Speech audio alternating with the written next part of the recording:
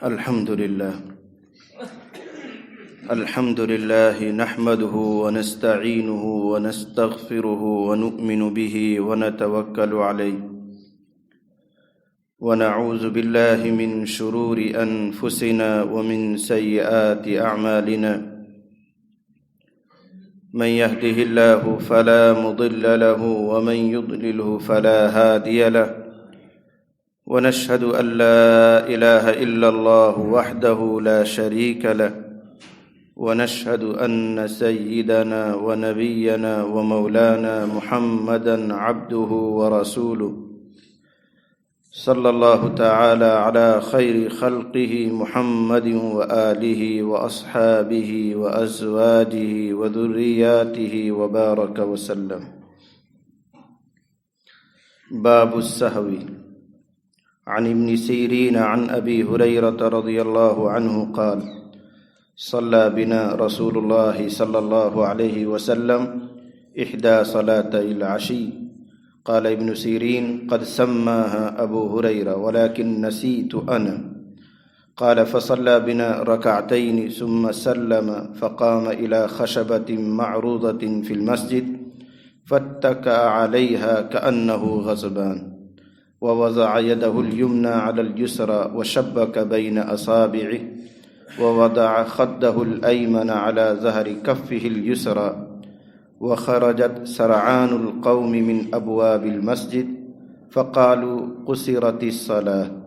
وفي القوم أبو بكر وعمر رضي الله عنهما فهاباه أن يكلماه. وفي القوم رجل في يديه طول يقال له ذو اليدين. قال: يا رسول الله أنسيت أم قصرت الصلاة؟ فقال: لم أنس ولم تقصر. فقال: أكما يقول ذو اليدين؟ فقالوا: نعم. فتقدم فصلى ما ترك ثم سلم ثم كبر وسجد مثل سجوده أو أطول إلى آخر الحديث. بزرگوں اور بھائیوں، ہم سب کے علم میں ہے کہ ہماری اور آپ کی سعادت کی بات ہے کہ ہمارے درمیان قابل احترام حضرت مفتی عبدالرشید صاحب دامت برکاتہم تشریف فرما ہے اور انشاءاللہ انہی کا خطاب بھی ہونا ہے۔ میں تو اپنی ترتیب کو قائم اور باقی رکھنے کے لیے تھوڑی دیر آپ کے سامنے ہوں، حدیث شریف کا سلیس سا ترجمہ اور اس کا مفہوم عرض کر دینے کے بعد انشاءاللہ حضرت مفتی صاحب ہی خطاب فرمائیں گے۔ یہ اس کتاب کا ایک نیا باب شروع ہو رہا ہے، عنوان ہے باب السہوی، نماز میں سہو بھول چوک ہو جانے کا بیان۔ بندہ غلطیوں سے مرکب ہے، تمام تر کوشش کے باوجود کبھی ایسی غلطیاں بھی ہو جاتی ہیں کہ جن سے نماز میں خرابی واقع ہوتی ہے، تو شریعت نے اس کا صحیح کرنے کا کیا طریقہ رکھا ہے اور کن کن مواقع پر سجدہ سہو کرنے سے نماز کافی ہو جاتی ہے اور کن مواقع پر نماز کو دوبارہ صحیح پڑھنا پڑتا ہے، اس سلسلے کی یہ روایات چل رہی ہیں۔ انہی احادیث میں سے ایک حدیث میں نے آپ کو پڑھ کر سنائی ہیں جو خود اپنے اندر بے شمار فوائد کو لیے ہوئے ہے۔ میں بہت آسان سا ترجمہ آپ کی خدمت میں پیش کر رہا ہوں اور اس کے ضمن میں جو فوائد آ سکتے ہیں میں عرض کروں گا۔ حضرت ابن سیرین رحمہ اللہ حضرت ابو ہریرہ رضی اللہ عنہ سے روایت لے رہے ہیں۔ حضرت ابو ہریرہ کو سبھی جانتے ہیں کہ وہ ایک صحابی رسول ہیں اور قدرتی طور پر ہر بندے مومن کے دل میں حضرت ابو ہریرہ کی ایک محبت موجود ہے، کوئی تعارف نہ ہو لیکن پھر بھی صحابیت کی وجہ سے ہر مومن کے دل میں سیدنا حضرت ابو ہریرہ رضی اللہ تعالیٰ عنہ کی ایک الفت اور محبت موجود ہے، اور یہ محبت اصل میں جناب رسول اللہ صلی اللہ علیہ وسلم کی ایک دعا کا اثر ہے۔ واقعہ بڑا تفصیلی ہے۔ حضرت ابو ہریرہ رضی اللہ عنہ نے چند باتیں درخواست کے طور پر نبی علیہ الصلاۃ والسلام کی خدمت میں رکھی، ان میں سے ایک یہ بھی ہے، اے اللہ کے نبی امت میں میری محبت باقی رہے، آپ دعا فرما دیجئے۔ نبی کریم صلی اللہ علیہ وسلم نے یہ دعا فرمائی ہے، اور آج تک اور بعد تک جتنے اہل ایمان آئیں گے سب حضرت ابو ہریرہ سے محبت کریں گے۔ تو بہرحال ابن سیرین روایت لے رہے ہیں حضرت ابو ہریرہ سے۔ حضرت ابو ہریرہ رضی اللہ تعالیٰ عنہ فرماتے ہیں کہ نبی کریم صلی اللہ علیہ وسلم نے ہم کو شام کی 2 نمازوں میں سے کوئی ایک نماز پڑھائی۔ شام کی 2 نمازوں میں سے کوئی ایک۔ حضرت ابو ہریرہ رضی اللہ تعالیٰ عنہ نے نماز کا نام بھی بتلایا تھا، کون سی نماز پڑھائی، ظہر یا عصر، لیکن ابن سیرین بھول گئے، اس لیے وہ خود کہہ رہے ہیں قال ابن سیرین قد سماها ابو ہریرہ ولکن نسیت انا۔ ابو ہریرہ نے نماز کا نام بتلایا تھا مجھے، لیکن میں بھول گئے۔ ابو ہریرہ نے بتلایا تھا ظہر کا قصہ ہے یا عصر کا قصہ ہے، لیکن بھول کس سے ہو رہی ہے؟ حضرت ابن سیرین سے۔ اس میں ہمارے اور آپ کے لیے ایک سبق ملا کہ وہی بات آگے منتقل کرنی چاہیے جو پوری طرح محفوظ ہو۔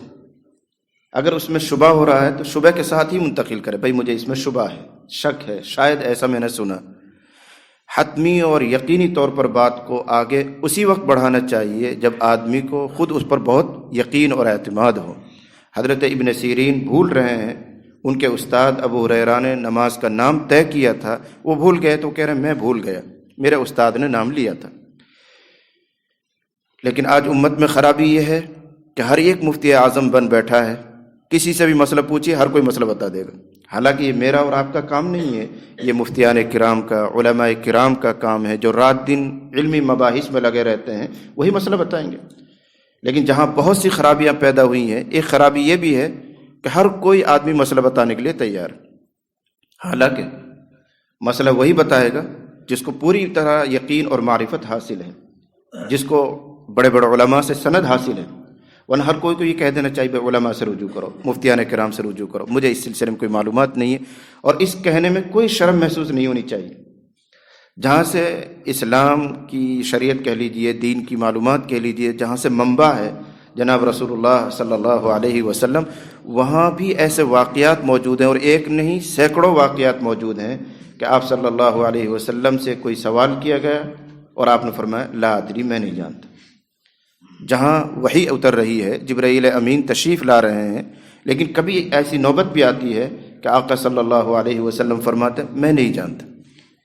یہی سچائی ہے کہ جب اگر آدمی کو علم نہ ہو تو لا ادری کہہ دے، بھئی مجھے معلومات نہیں۔ قرآن حکیم میں ایسے واقعات موجود ہیں، اور خود احادیث طیبہ میں بھی اسی مشکات میں ایک واقعہ موجود ہے۔ نبی کریم صلی اللہ علیہ وسلم تشریف فرما ہے، ایک یہودی عالم آپ کی خدمت میں آیا اور اس نے ایک عجیب سا سوال کیا، کہنے لگا آپ یہ بتائیے کہ اللہ تعالیٰ کے نزدیک زمین کا کون سا خطہ سب سے زیادہ محبوب ہے؟ اب یہ تو اللہ کے من کی اور مرضی کی بات ہے کہ اللہ کو کون سا حلقہ، کون سا خطہ، کون سا علاقہ پسند ہے۔ تو وہ سوال کر رہا ہے کہ آپ یہ بتائیے کہ اللہ کے نزدیک زمین کا کون سا ٹکڑا، کون سا خطہ اللہ کو محبوب ہے؟ حضرت صلی اللہ علیہ وسلم نے ارشاد فرمایا لا ادری، میں نہیں جانتا، جبرائیل آئیں گے معلومات کر کے بتاؤں گا۔ حضرت جبرائیل بھی تشریف لے آئے، حضرت صلی اللہ علیہ وسلم نے ارشاد فرمایا جبرائیل یہ عالم بیٹھے ہوئے ہیں، یہ مجھ سے معلوم کر رہے ہیں کہ اللہ کے نزدیک زمین کا کون سا قطعہ، کون سا خطہ اللہ کو سب سے محبوب ہے۔ غور کیجئے، جبرائیل امین نے بھی فرمایا لا ادری، میں نہیں جانتا، میرے علم میں نہیں، لیکن میں معلومات کر کے ابھی آپ کو جواب دیتا ہوں۔ حضرت جبرائیل تشریف لے گئے، واپس آئے، ان کے آنے جانے میں کوئی وقت تھوڑی لگتا تھا، اور آ کر جواب دیا کہ اللہ تعالیٰ ارشاد فرماتے ہیں کہ روئے زمین پر میرے نزدیک سب سے زیادہ محبوب مسجدیں ہیں اور سب سے زیادہ مبغوض بازار ہیں۔ ان احب البلاد الی اللہ مساجدها وابغض البلاد الی اللہ اسواقها، یہ حدیث شریف موجود ہے۔ لیکن اس میں بھی ہمارے لیے وہی سبق، جہاں آدمی معلومات نہ رکھتا ہو ہتھیار ڈال دے اور لا علمی کا اعتراف کرے مجھے معلومات نہیں، اور اس میں کوئی شرم اور حیا کی بات نہیں ہے۔ کوئی بندہ ایسا نہیں ہے جو ساری معلومات کو رکھتا ہو اور ہر وقت پورا علم اس کے ذہن میں مستحضر ہو۔ یہاں بھی حضرت ابن سیرین نے صاف صاف کہا کہ میرے استاد نے نام لیا تھا لیکن میں بھول رہا ہوں۔ آپ فرض کر لیجئے کہ وہ عصر کا قصہ رہا ہوگا، یا فرض کر لیجئے ظہر کی نماز کا قصہ رہا ہوگا۔ حضرت ابو ہریرہ کیا سنانا چاہ رہے ہیں وہ خلاصہ میں آپ کو سناتا ہوں۔ ہوا یہ کہ نبی کریم صلی اللہ علیہ وسلم نے 4 رکعت والی نماز 2 رکعت پڑھا کر سلام پھیر دیا، اور آپ یہ خیال فرما رہے ہیں کہ میں نے 4 ہی پڑھائی ہے۔ طبیعت پر کوئی حال رہا ہوگا، جیسے کہ راوی نے واضح کیا ہے کہ حضرت صلی اللہ علیہ وسلم 2 رکعت پر سلام پھیر کر کھڑے ہو گئے، اور مسجد نبوی میں ایک لکڑی کھڑی ہوئی تھی، یہ شاید کھجور کا تنا تھا جو ممبر رسول کے سامنے گڑا رہتا تھا ابتدا میں، بعد میں ممبر بنا ہے۔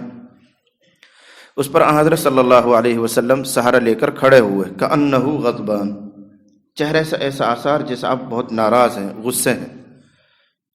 یہ پیشانی مبارک پر ایک رگ تھی، وہ نمایاں ہو جاتی تھی، دونوں رخساروں پر سرخی غالب ہو جاتی تھی، یہ علامات تھی نبی علیہ الصلوۃ والسلام کے غصے میں ہونے کی۔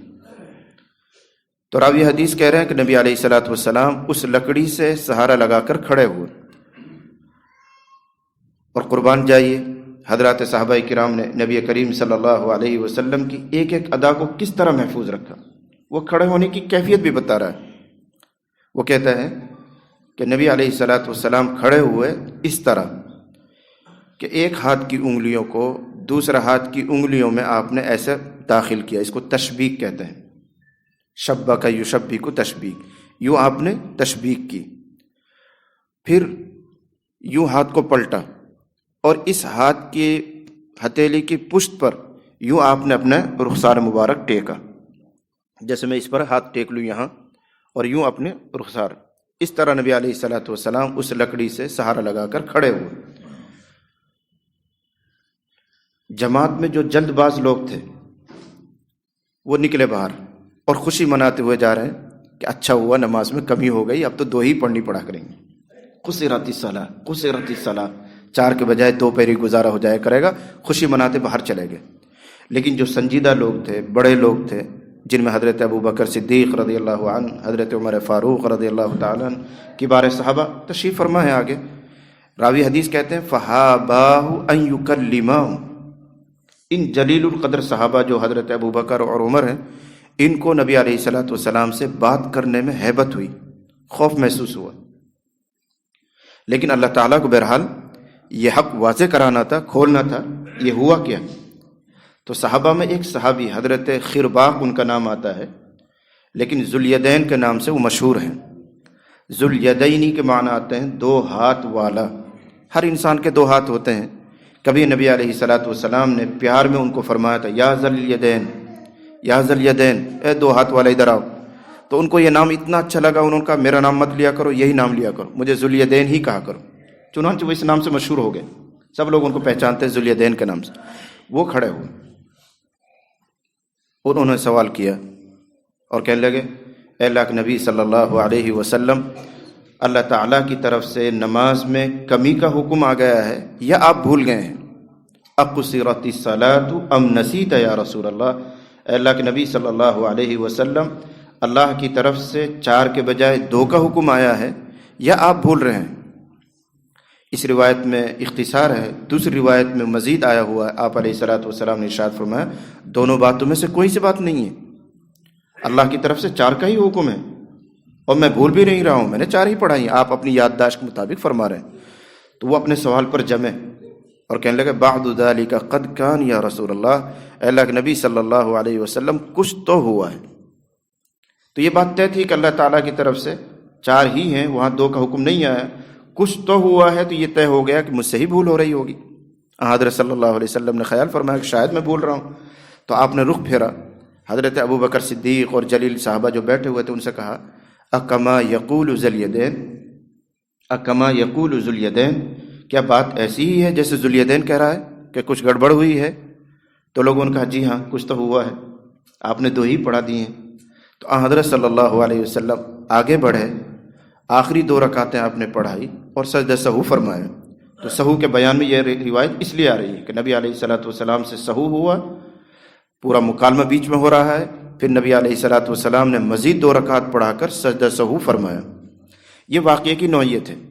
اب اس میں بہت سے اجزاء ایسے ہیں جو قابل شرح ہیں، جو وضاحت چاہتے ہیں، میں مختصر وقت میں ان کا انشاءاللہ خلاصہ کر دیتا ہوں۔ مثلا یہ کیسا سجدہ سہو کہ بیچ میں کلام بھی ہوا ہے، بات چیتیں بھی ہوئی ہیں، اور پھر حضور علیہ الصلوۃ والسلام نماز کے لیے مصلی پہ چڑھے اور 2 رکعت اور پڑھائی، پھر بعد میں سجدہ سہو کر رہے ہیں، تو بات چیت کرنے سے تو نماز ٹوٹ جاتی ہے۔ تو آسان سا جواب ہے یہ اس زمانے کا قصہ ہے جب نماز کے اندر بات چیت کرنا بھی جائز تھا۔ یہ نمازوں میں تبدیلیاں آہستہ آہستہ آئی ہیں۔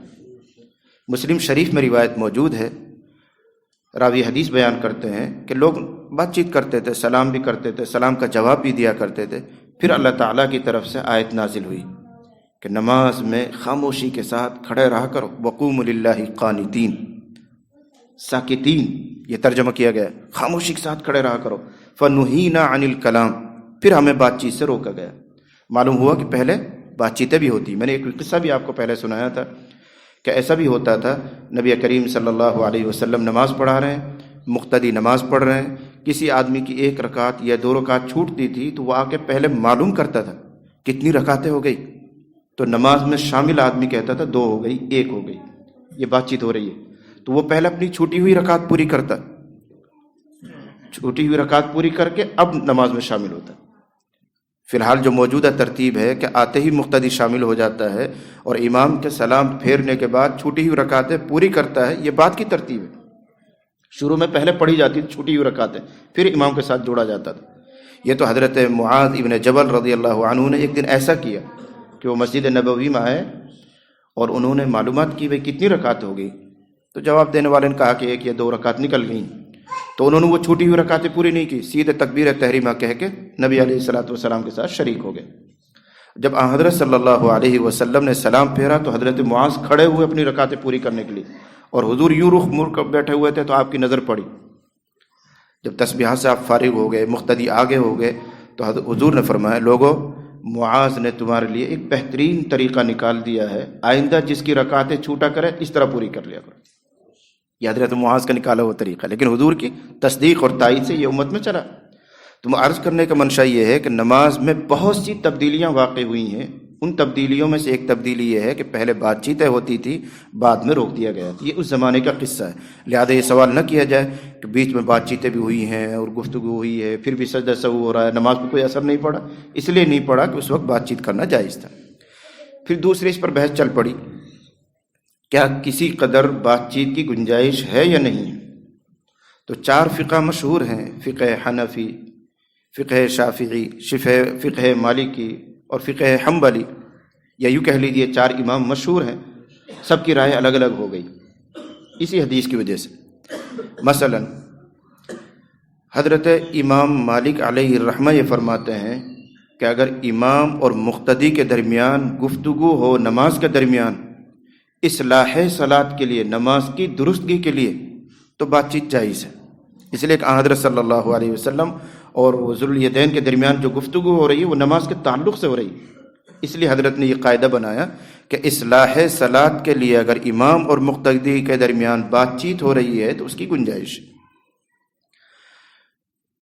امام شافعی علیہ الرحمہ نے یہ ضابطہ بنایا، اگر بھول سے کلام ہو جائے، یاد نہیں رہا اور یوں ہی بھولے میں بات چیت کر لی تو نماز ہو جائے گی، باقی تمام صورتوں میں نماز فاسد ہوتی ہے، لیکن نسیان، بھول کی صورت میں اگر بات چیت کر لی ہے تو نماز پر اثر نہیں پڑتا، اس لیے کہ یہاں حضرت صلی اللہ علیہ وسلم اور صحابی کے درمیان جو گفتگو ہو رہی ہے وہ بھول کر ہو رہی ہے۔ حضرت صلی اللہ علیہ وسلم یہ سمجھ رہے ہیں کہ میں نماز سے باہر ہوں، میں پوری پڑھا چکا ہوں، ان کو مسئلے کی یادداشت نہیں ہے، اس لیے امام شافعی علیہ الرحمہ نے یہ ضابطہ بنایا کہ نسیاناً اگر کلام ہو جائے امام اور مقتدی کے درمیان تو نماز ہو جاتی ہے۔ امام احمد ابن حنبل رحمۃ اللہ علیہ انہوں نے یہ اصول بنایا کہ امام اور مقتدی اگر آپس میں بات چیت کریں یہ سمجھ کر کہ نماز پوری ہو گئی اور در حقیقت نماز پوری نہیں ہوئی ہے تو وہ کلام چل جائے گا، اس سے نماز پر کوئی فرق نہیں پڑتا۔ لیکن ہمارے امام اعظم ابو حنیفہ رحمہ اللہ کی رائے یہ ہے کہ نماز میں کسی قسم کا کلام جائز نہیں ہے، ہر قسم کی گفتگو مفسد صلاۃ، نماز کو توڑ دیتا ہے، لہذا ہمارے یہاں تو کسی بھی کلام کی گنجائش نہیں۔ لیکن میں ایک آپ کو نظریاتی اختلاف سنا رہا ہوں کہ امام میں اختلاف پیدا ہوا لیکن بلا وجہ نہیں، ایک حدیث کی وجہ سے اختلاف ہو رہا ہے۔ تو ایک چیز تو یہ قابل غور تھی کہ حضور نے کلام بھی کیا ہے اور صحابی نے جواب بھی دیا ہے، پھر سجدہ سہو ہو رہا ہے، یہ اس زمانے کی بات ہے جب بات چیت کی جاتی تھی۔ دوسرا یہاں پر ایک جز ہے جو قابل غور ہے کیا وجہ ہوئی کہ راوی حدیث یہ کہتا ہے کہ حضرت ابو ہریرہ، حضرت ابو بکر صدیق اور حضرت عمر فاروق مجمع میں موجود ہیں، فہاباہ ان یکلما، ان دونوں حضرات کو ہیبت ہوئی بات کرنے سے، لیکن ایک عام صحابی کھڑے ہوتے ہیں اور وہ بات کر رہے ہیں، عام صحابی کو ہمت ہو رہی ہے بات کرنے کی، اور جلیل القدر صحابی حضرت ابو بکر صدیق، حضرت عمر فاروق، جو نبی کریم صلی اللہ علیہ وسلم کے 2 وزیر بھی ہیں اور ہر وقت آپ کے ساتھ رہنے والے ہیں، رائے مشورہ ان سے ہوتا رہتا، لیکن وہ ہیبت، خوف محسوس کر رہے ہیں۔ اس کی کیا وجہ ہے؟ بہت سادہ سا جواب ہے کہ خشیت اور خوف یا ہیبت یہ پیدا ہوتی ہے معرفت سے۔ جس چیز کی جتنی معرفت ہو جاتی ہے اتنا ہی آدمی اس سے چوکنا ہوتا ہے، ہوشیار ہوتا ہے۔ آپ فرض کیجئے ایک مثال کہ چھوٹا سا ایک سانپ، اس پر خوبصورت بناوٹ ہو، خوبصورت رنگ ہو، اور 1 سال کا، 6 مہینے کا، 7 مہینے کا، 8 مہینے کا بچہ ہو، وہ اس کی معرفت نہیں رکھتا یہ کیا چیز ہے، وہ تو اس کو اچھا سمجھ کے ہاتھ بڑھائے گا، پکڑنے کی کوشش کرے گا، کیوں؟ اس کو معلومات ہی نہیں یہ کیا چیز ہے۔ اور میں اور آپ یا کوئی اور بڑا آدمی ہو اور اللہ نہ کرے اسی مجمع میں ایک چھوٹی سی سانپ بلی نکل آئے تو سب مسجد کے دروازے توڑ توڑ کے باہر بھاگیں گے، کیوں؟ سب کو معرفت ہے کہ یہ خطرناک چیز ہے، اگر ڈسے گا تو جان کا خطرہ ہو سکتا ہے۔ تو معرفت سے خشیت پیدا ہوئی، ڈر پیدا ہوا۔ ایسے یہاں سمجھو کہ سیدنا حضرت ابو بکر صدیق رضی اللہ تعالی عنہ، حضرت عمر فاروق رضی اللہ عنہ کو جو معرفت حاصل ہے حضور کی ذات کے بارے میں، وہ عام صحابہ کو نہیں ہے، اس لیے ان کو ہیبت زیادہ ہے، ان کو خوف زیادہ ہے۔ اور جن کو اتنی معلومات نہیں تھی آپ کے مقام سے، ان کو ہمت ہو گئی کہ وہ بات کر رہے ہیں۔ اور یہ کوئی ایسی چیز نہیں ہے جو نئی بات ہو، بالکل فطری بات ہے۔ ایک دوسرے واقعے سے آپ اس کی دلیل لے سکتے ہیں۔ نبی کریم صلی اللہ علیہ وسلم نے ایک موقع پر فرمایا تھا، میں تم میں سب سے زیادہ اللہ کو جانتا ہوں اور سب سے زیادہ اللہ سے ڈرتا ہوں۔ اس کے پیچھے بھی ایک واقعہ ہے، وہ 3 صحابہ کا قصہ میں نے بہت پہلے آپ کو سنایا تھا کہ ان لوگوں نے یہ معلومات کرنی چاہیے کہ نبی علیہ الصلوۃ والسلام کے رات کے اعمال کیا ہیں، تفصیلات معلوم ہوئی گھر میں سے، تو ان لوگوں نے اپنے اپنے ارادے ظاہر کیے، کأنہم تقالوہا، یہ لفظ آیا ہے مشکات میں کہ انہوں نے جب حضور کے اعمال کی تفصیل سنی تو اس کو کم سمجھا۔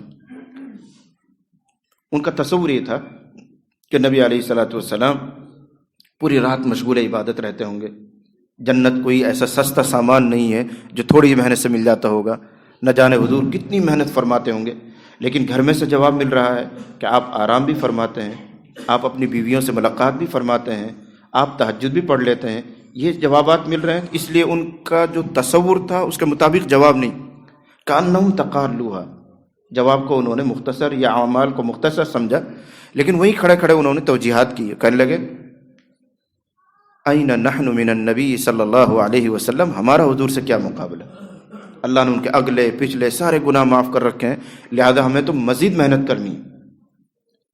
یہ کون ہے؟ حضرت علی ہیں، حضرت عبداللہ بن رواحہ ہیں، یہ بڑے بڑے صحابی ہیں، حضرت عثمان بن مظعون۔ وہیں انہوں نے طے کیا، ایک صحابی نے کہا اب میری زندگی میں جتنی راتیں آیا کریں گی پوری رات جاگا کروں گا، کبھی نہیں سوں گا۔ دوسرے صحابی نے طے کیا میری زندگی میں جتنے دن آئیں گے تمام دنوں میں روزہ رکھوں گا، کبھی بے روزہ نہیں رہوں گا۔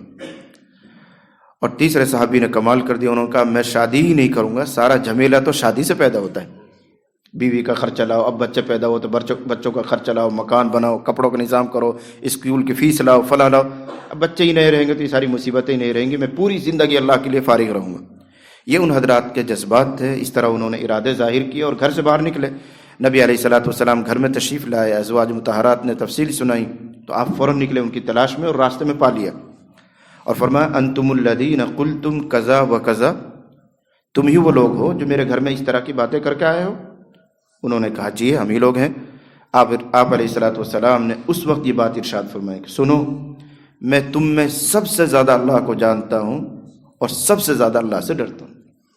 یہاں سے دلیل ملی کہ جس کو جتنی معرفت اللہ تعالیٰ کی ہے اسی قدر اس کے دل میں خشیت ہے، اسی قدر اس کے دل میں خوف ہے۔ نبی علیہ الصلوۃ والسلام ساری کائنات میں سب سے زیادہ اللہ کی معرفت رکھنے والے ہیں تو سب سے زیادہ ڈر رہے ہیں۔ ایسے یہاں حضرات صحابہ کرام میں بھی فرق مراتب ہے، جو حضرت صلی اللہ علیہ وسلم کو زیادہ پہچان رہے ہیں، آپ کے مقام سے واقف ہیں، ان کو ہیبت ہو رہی، وہ بات نہیں کر پا رہے ہیں۔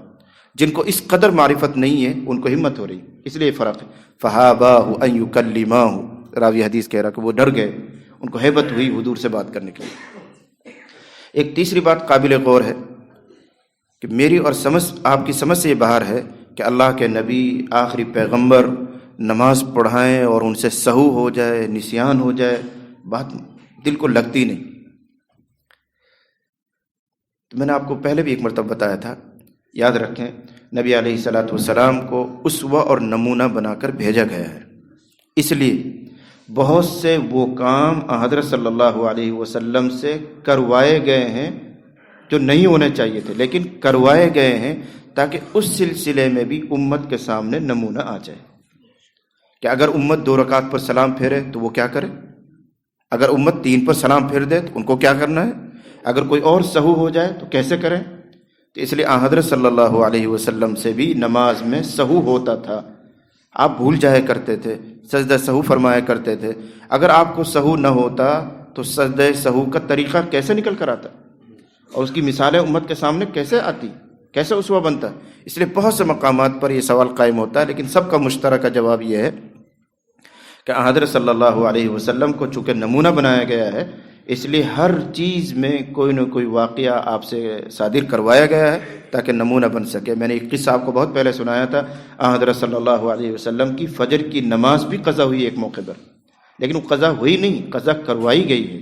اگر آپ سو رہے تھے، حضرات صحابہ کرام سو رہے ہیں، ایک غزوے کا واقعہ ہے، تو اللہ تعالیٰ تو بیدار ہے، اللہ کو تو معلوم ہے میرے حبیب کی آخری نماز جا رہی ہے، آپ جبرائیل کو بھیج سکتے تھے، جبرائیل آنن فانن آ کر آپ کو جگا سکتے تھے، لیکن وہاں منظور ہی یہ تھا کہ آج فجر کی نماز حضرت صلی اللہ علیہ وسلم کی قضا ہونی چاہیے تاکہ قضا کا طریقہ بھی امت میں رائج ہو اور چلے، ان کو معلوم ہو کہ کبھی نماز چھوٹے تو کس طرح قضا کی جاتی ہے۔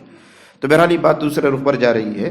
تو حدیث میں جو واقعہ آیا تھا اس کا خلاصہ بہت تھوڑا سا ہے کہ حضرت صلی اللہ علیہ وسلم 4 رکعت والی نماز میں 2 رکعت پر سلام پھیر دیتے ہیں، پھر بعد میں 2 رکعت پڑھا کر سجدہ سہو فرماتے ہیں۔ یہ واقعہ حضرت ابو ہریرہ بیان کر رہے ہیں۔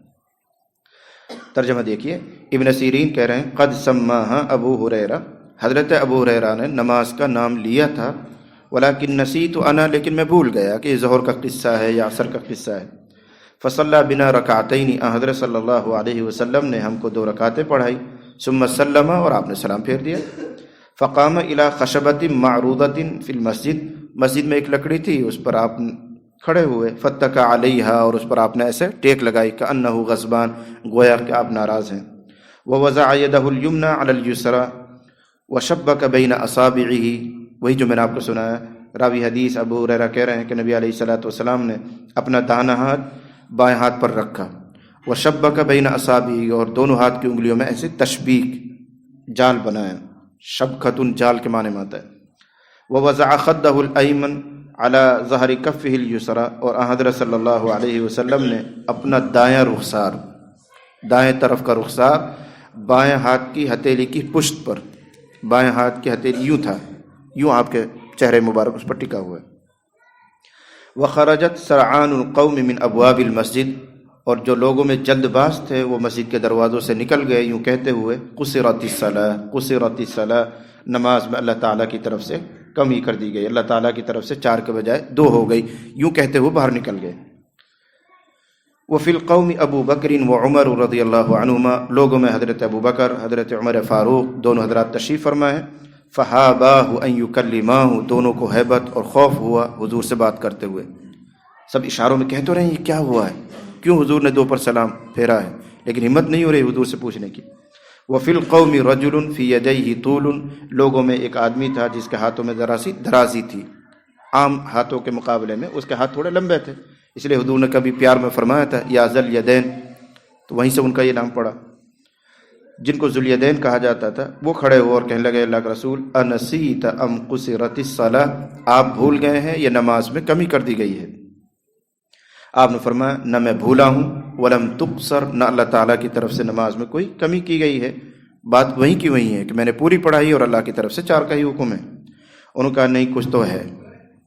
تب آپ متوجہ ہوئے حضرت ابو بکر کی طرف، حضرت عمر کی طرف، اور فرمانے لگے اکما یقول ذل یدین، اکما یقول ذل یدین، کیا معاملہ ایسا ہی ہے جیسے ذل یدین کہہ رہا ہے؟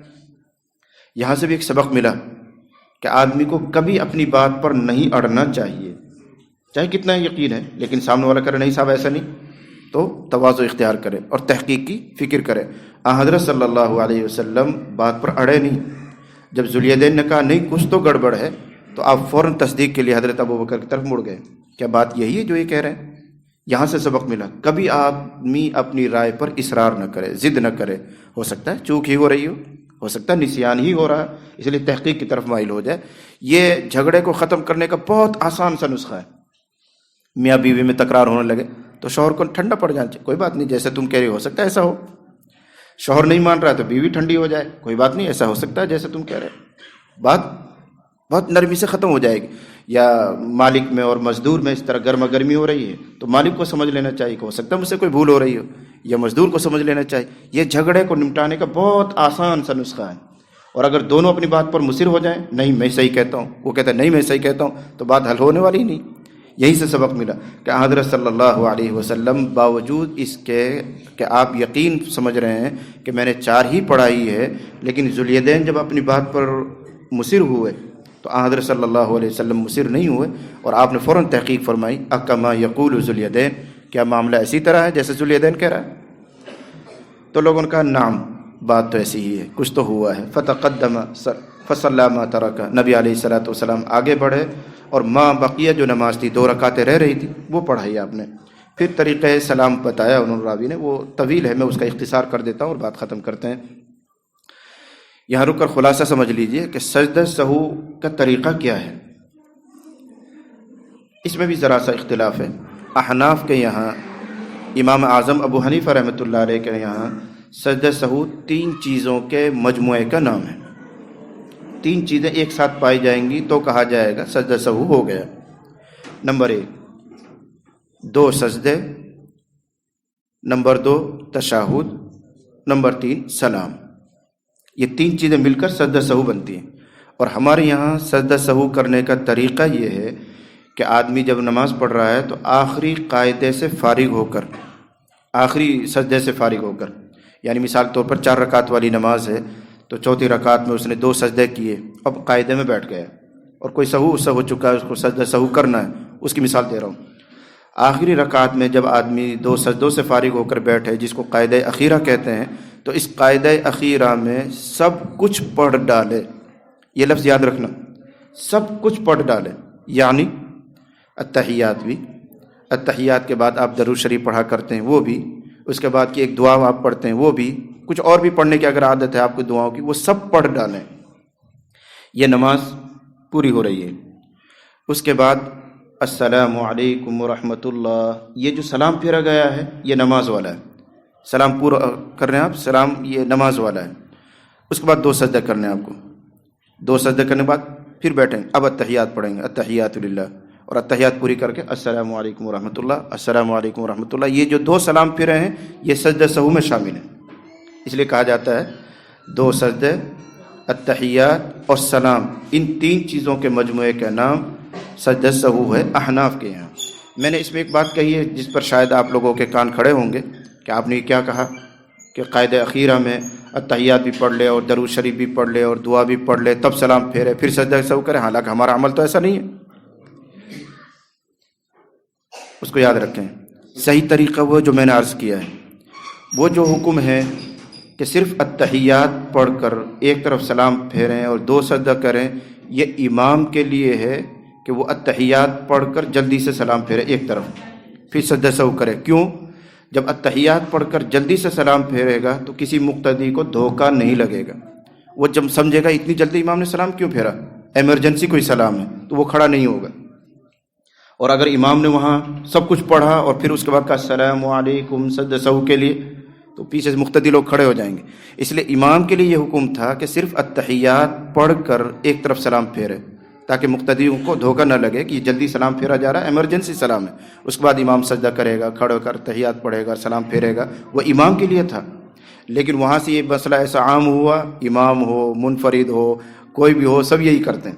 حالانکہ بہتر اور احسن طریقہ وہ ہے کہ قاعدہ اخیرہ میں منفرد آدمی، اکیلا آدمی جب نماز پڑھ رہا ہے تو سب کچھ پڑھے، اس لیے کہ وہ نماز ہے، اور نماز میں عام طور سے وہ سب پڑھا جاتا ہے۔ اس کے بعد ایک طرف سلام پھیر کر اب 2 سجدے کرنے ہیں، اور 2 سجدے سے فارغ ہو کر صرف التحیات پڑھنی ہے اور سلام پھیرنا ہے۔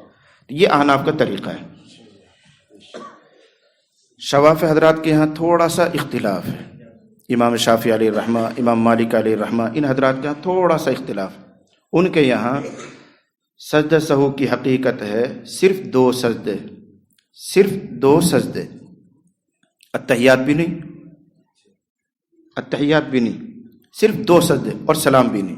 ان کے یہاں طریقہ یہ ہے کہ قاعدہ اخیرہ میں آدمی جو کچھ پڑھتا ہے پڑھ لے، اس کے بعد سلام نہ پھیرے، فوراً 2 سجدے کرے، سلام پھیرے بغیر 2 سجدے کرے، اور سجدے سے بیٹھ کر اب التحیات نہیں، سیدھے سلام پھیر دے، السلام علیکم ورحمۃ اللہ، السلام علیکم ورحمۃ اللہ۔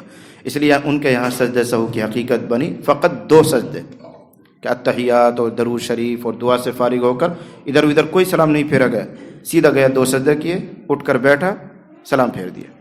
اور احناف کے یہاں وہ ہے کہ آخری قاعدے میں سب کچھ پڑھنے کے بعد ایک طرف سلام پھیرے، یہ سلام نماز کو پورا کرنے کے لیے ہو رہا ہے، اس کے بعد 2 سجدے سہو کرے، التحیات پڑھے، اب 2 سلام پھیرے گا۔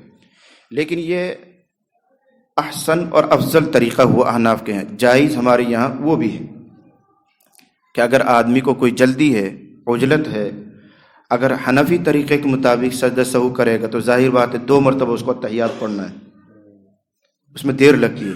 آپ پلیٹ فارم پر ہیں یا آپ بیمار ہیں، زیادہ دیر تک آپ نہیں بیٹھ سکتے ہیں، تو ہمارے فقہ میں بھی گنجائش ہے کہ فقہ شافعی کے مطابق آدمی صرف 2 سجدہ سہو کرے اور سلام پھیر دے، اس پہ بھی عمل کر سکتا ہے، اس پہ بھی عمل کر سکتا ہے۔ احسن طریقہ وہ تھا جو میں نے عرض کر دیا ہے، یہی حدیث میں آ رہا ہے، اور بقیہ انشاءاللہ اگلی مجلس میں بقیہ حدیثیں پوری کی جائیں گی۔ اللہ تعالی ہم سب کو حدیث فہمی کی صلاحیت اور استعداد عطا فرمائے، عمل کی سعادت اور توفیق بھی عطا فرمائے۔ میں